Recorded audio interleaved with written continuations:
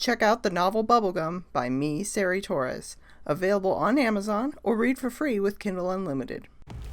Hey, remember the Large Marge scene in Pee-wee's Big Adventure? If you've seen it, you remember it. Yeah, I censored it. I don't want to be looking at that face this whole time I'm editing this video. Anyways, this bone-chilling scene comes in the middle of a movie about this guy trying to get his bike back. It's a family movie. It's made for kids about ages 10 to 12, 8 to 12. It's made for little kids. And then this lady pops up and scares the crap out of a whole generation. So in honor of Large Marge and all of the 80s children who were scarred by her, here are 5 surprisingly scary moments in non-horror video games. My name is Sari Torres from the Pixel Slayers. Let's kick it.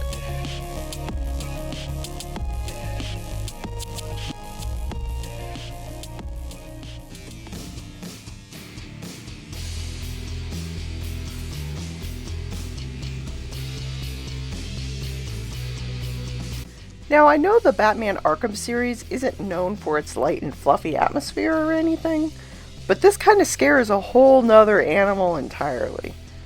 Well, the same animal, actually.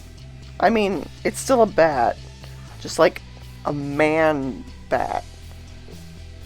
What makes this one so devious is that it's pretty much random. At Miyagani Island, grapple up to a rooftop, and eventually, this will happen.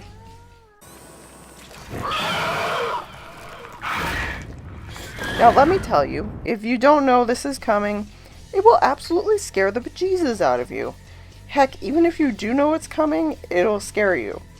And there are many, many Reddit threads and YouTube comments out there to prove it.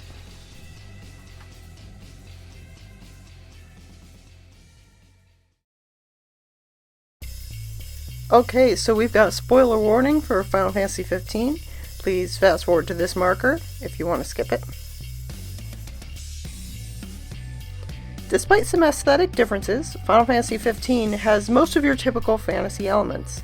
You're on a long journey through vast and majestic worlds. There's magic, summons, all that good stuff. And then Chapter 13 happens. You're separated from your team, deprived of most of your abilities, and thrown into a dark maze of demons whose only job is to scare the crap out of you and make our poor emo prince's life a living hell.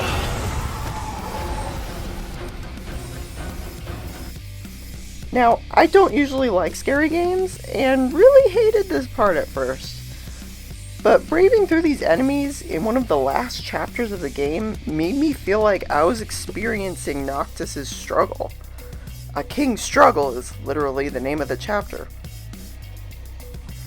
And when he finally does meet up with his buddies at the end of the maze, I felt that relief right along with him. It's an interesting artistic choice, and I think I like it.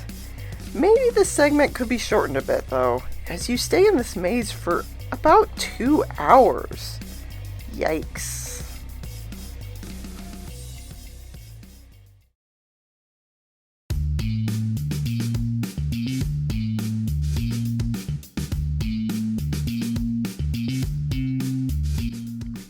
You may be laughing that a game this old made it onto this list.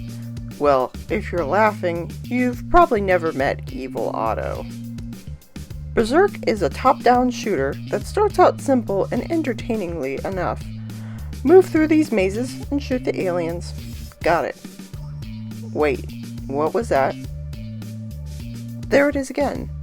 Aha.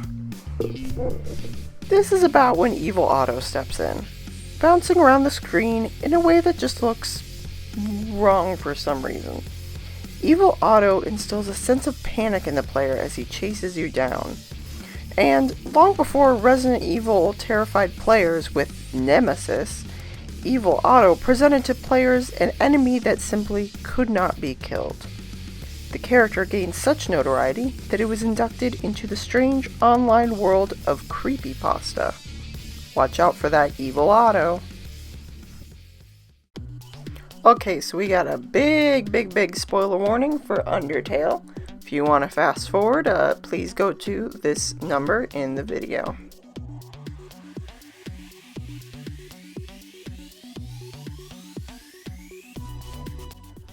So let's talk about Undertale's style. The entirety of the game, you're used to this NES sort of style. There's some details, but not a lot. Lots of solid, bold colors. Then you get to the final boss, and this happens. I was lucky enough to get my genuine reaction the first time I saw this, so check it out. I don't like this. I don't like this at all.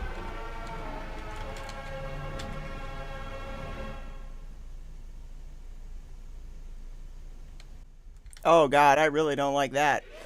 What the mother of God? I really don't like this. Holy mother of God, what? Yeah, so after playing through about 10 hours of this game with a very specific sort of style, suddenly we've got pink side-eye tentacles, this tortured guy in the TV right here, this thing, and oh, it's just so unsettling. It gives me a feeling sort of akin to trypophobia. The music and sounds definitely aren't helping. Not to mention, the game kicks you out several times, quitting the game when you die. The boss threatens to destroy your save, taking a page from the classic Eternal Darkness, and making you feel like the boss is really fighting you, the player. What a trip.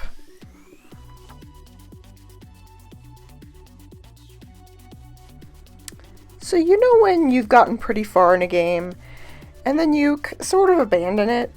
You get busy with life, years go by, and finally you come back to the game and go, you know, I liked this, I never beat it. I might as well just restart it at this point, since, you know, it's been so long. Well, that happened to me with Half-Life 2, but I just cannot get myself to restart it. Because I can't put myself through Ravenholm again. Like Arkham Knight, Half-Life 2 isn't the lightest and fluffiest game in the world. Yes, it presents a bleak future with fascism and aliens and all that stuff, but it doesn't really step into flat-out horror. That is, until you get to Ravenholm. Aptly named We Don't Go to Ravenholm, Chapter 6 of Half-Life 2 harkens back to prior warnings given to you by side characters in the game. So right when you arrive, there's already a sense of foreboding. Armed with your newly acquired gravity gun, you are met with an array of head-crabbed scientists in a town that looks straight out of a Resident Evil game. Luckily, there are conveniently placed items that may prove useful when used with your new gravity-defying weapon. Yes, while many tutorial levels will place you in a calm, unintimidating environment to try out your new weapon or ability, Half-Life 2 puts you in a desolate town full of these things. And this. Don't get me wrong, this is a cool concept. Like throwing you into the deep end to learn how to swim. I just really don't want to be swimming with these guys.